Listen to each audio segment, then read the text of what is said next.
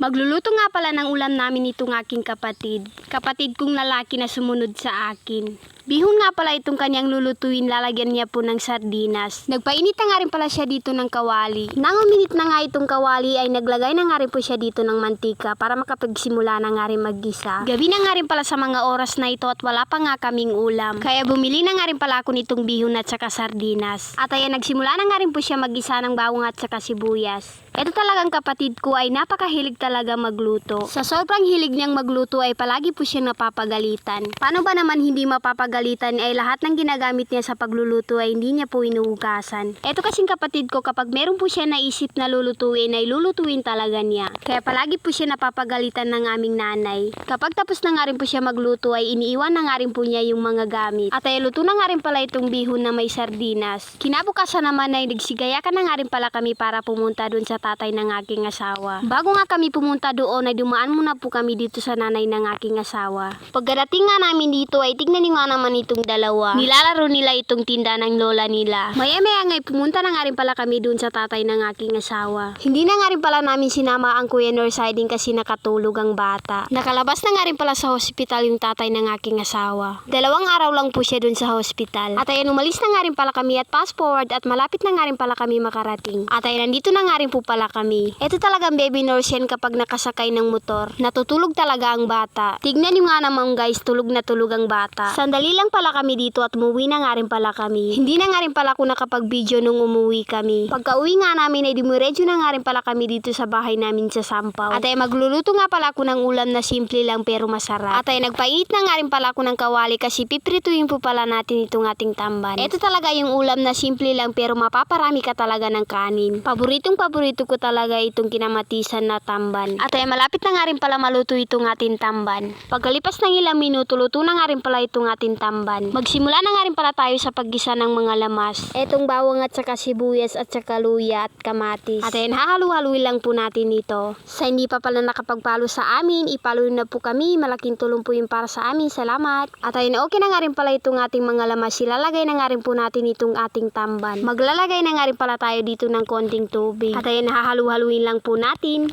Maglalagay na nga rin po tayo dito ng pampalasa gaya ng asin at saka bitchin. Shoutout muna pala tayo. Shoutout pala kay Jehan Saljen Sinon, and kay Risa Abdullah, and kay Shem de la Cruz. Shoutout din pala kay Florence Santiago Sancedo, and kay Melissa Otto, Ate Shaira Lidasan, Horon N. Bilungan, Raihana Abbas. Shoutout po sa inyong lahat. Pa-share naman po ng aking video. Salamat. At ay malapit na nga rin pala maluto itong ating kinamatisan tamban. Ito talaga yung ulam na mapaparami ka talaga ng kanin. At ay luto na nga rin pala itong ating kinamatisan na tamban. Kain po tayo mga mare. Salamat sa panunood. Follow for more video. Salamat sa ulitin.